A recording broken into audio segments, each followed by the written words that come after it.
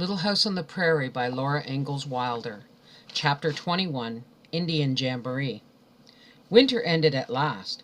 There was a softer note in the sound of the wind, and the bitter cold was gone. One day Pa said he had seen a flock of wild geese flying north. It was time to take his furs to Independence. Ma said, "The Indians are so near." "They're perfectly friendly," said Pa. He often met Indians in the woods where he was hunting. There was nothing to fear from Indians. "No," Ma said, but Laura knew that Ma was afraid of Indians. "You must go, Charles," she said. "We must have a plow and seeds, and you'll soon be back again." Before dawn the next morning, Pa hitched Pet and Patty to the wagon, loaded his furs into it, and drove away. Laura and Mary counted the long empty days. 1, 2, 3, 4, and still Pa did not come home. In the morning of the 5th day they began earnestly to watch for him. It was a sunny day. There was still a little chill in the wind, but it smelled of spring. The vast blue sky resounded to the quacks of wild ducks and the honking of wild geese. The long black dotted lines of them were all flying north. Laura and Mary played outdoors in the wild sweet weather, and poor Jack watched them and sighed. He couldn't run and play any more because he was chained. Laura and Mary tried to comfort him, but he didn't want petting. He wanted to be free again, as he used to be. Pa didn't come that morning. He didn't come that afternoon. Ma said it must have taken him a long time to trade his furs. That afternoon Laura and Mary were playing hopscotch. They marked the lines with a stick in the muddy yard. Mary really didn't want to hop. She was almost 8 years old, and she didn't think that hopscotch was a very ladylike play. But Laura teased and coaxed and said if they stayed outdoors they would be sure to see Pa the minute he came down from the creek bottoms. So Mary was hopping. Suddenly she stopped on one foot and said, "What's that?" Laura had already heard the queer sound, and she was listening to it, and she said, "It's the Indians." Mary's other foot dropped, and she stood frozen still. She was scared. Laura was not exactly scared, but the sound made her feel funny. It was the sound of quite a lot of Indians, chopping with their voices. It was something like the sound of an axe chopping, and something like a dog barking, and it was something like a song, but not like any song that Laura had ever heard. It was a wild and fierce sound, but it didn't seem angry. Laura tried to hear it more clearly. She couldn't hear it very well, because hills and trees and the wind were in the way, and Jack was savagely growling. Ma came outdoors and listened a minute. Then she told Mary and Laura to come in the house. Ma took Jack inside too and pulled in the latch string. They didn't play any more. They watched at the window and listened to that sound. It was harder to hear in the house. Sometimes they couldn't hear it, and then they heard it again. It hadn't stopped. Ma and Laura did the chores earlier than usual. They locked Bunny and the cow and the calf in the stable and took the milk pail to the house. Ma strained it and set it away. She drew a bucket of fresh water from the well while Laura and Mary carried in wood. All the time that sound went on. It was louder now and faster. It made Laura's heart beat fast. They all went into the house, and Ma barred the door. The latch string was already in. They wouldn't go out of the house till morning. The sun slowly sank, and all around the edge of the prairie, the edge of the sky flushed pink. The firelight flickered in the dusky house, and Ma was getting supper. But Laura and Mary silently watched from the window. They saw the colors fade from everything. The land was shadowy, and the sky was clear and pale gray. All the time that sound came from the creek bottoms, louder and louder, faster and faster, and Laura's heart beat faster and louder. How she shouted when she heard the wagon!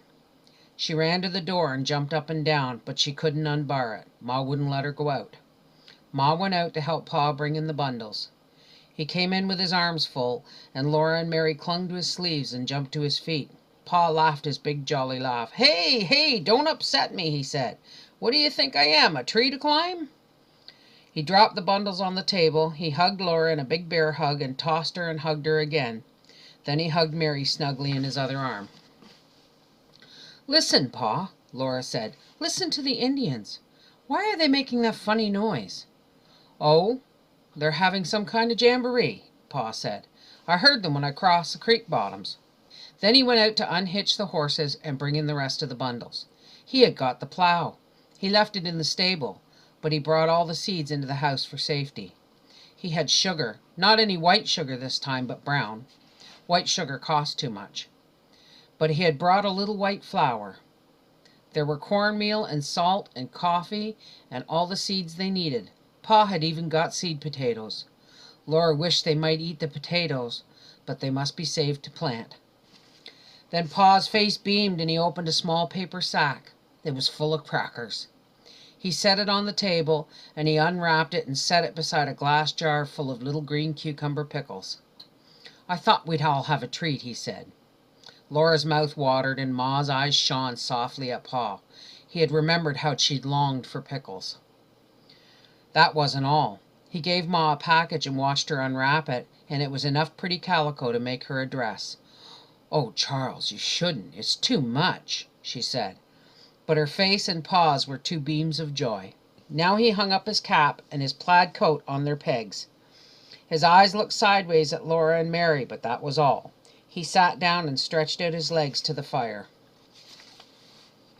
Mary sat down too and folded her hands in her lap. But Laura climbed onto Pa's knee and beat him with her fists. "Where is it? Where is it? Where's my present?" she said, beating him. Pa laughed his big laugh, like great bells ringing, and he said, "Why, I do believe there is something in my blouse pocket." He took out an oddly shaped package, and very, very slowly he opened it. "You first, Mary, because you're so patient." He gave Mary a comb for her hair. "And here, Flutterbudget, this is for you too," he said to Laura. The combs were exactly alike. They were made of black rubber and curved to fit over the top of a little girl's head, and over the top of the comb lay a flat piece of black rubber with curving slits cut in it, and in the very middle of it a little five-pointed star was cut out. A bright color ribbon was drawn underneath, and the color showed through. The ribbon in Mary's comb was blue, and the ribbon in Laura's comb was red. Ma smoothed back their hair and slid the combs into it. And there in the golden hair, exactly over the middle of Mary's forehead, was a little blue star, and in Laura's brown hair over the middle of her forehead was a little red star. Laura looked at Mary's star, and Mary looked at Laura's, and they laughed with joy. They had never had anything so pretty. Ma said, "But, Charles, you didn't get yourself a thing." "Oh, I got myself a plow," said Pa. "Warm weather'll be here soon, and I'll be plowing." That was the happiest supper they had for a long time. Pa was safely home. The fried salt pork was very good after so many months of eating ducks and geese and turkeys and venison. And nothing had ever tasted so good as those crackers and the little green sour pickles. Pa told them all about the seeds. He'd got seeds of turnips and carrots and onions and cabbage. He had got peas and beans and corn and wheat and tobacco and seed potatoes and watermelon seeds, he said to Ma. "I tell you, Carolyn, when we begin getting crops off this rich land of ours, we'll be living like kings." They had almost forgotten the noise from the Indian camp. The window shutters were closed now, and the wind was moaning in the chimney and whining around the house. They were so used to the wind that they did not hear it. But when the wind was silent an instant, Laura heard the wild and shrill, fast-beating sound from the Indian camps. Then Pa said something to Ma that made Laura sit very still and listen carefully. He said that the folks in Independence said the government was going to put white settlers out of the Indian Territory. He said the Indians had been complaining they had got that answer from Washington. "Oh, Charles, no," Ma said. "Not when we've done so much." Pa said he didn't believe it. He said they always have let the settlers keep the land. They'll make the Indians move on again. Didn't I get word straight from Washington that this country's going to be open for settlement any time now? "I wish they'd settle it and stop talking about it," Ma said. After Laura was in bed, she lay awake a long time, and so did Mary. Pa and Ma sat in the firelight and candlelight reading. Pa had bought a newspaper from Kansas, and he read it to Ma. It proved that he was right. The government would not do anything to the white settlers. Whenever the sound of the wind died away, Laura could faintly hear the noise of that wild jamboree in the Indian camp. Sometimes, even above the howling of the wind, she thought she still heard those fierce yells of jubilation. Faster, faster, faster. They made her heart beat. Hi, hi, hi, hi, hi, ha!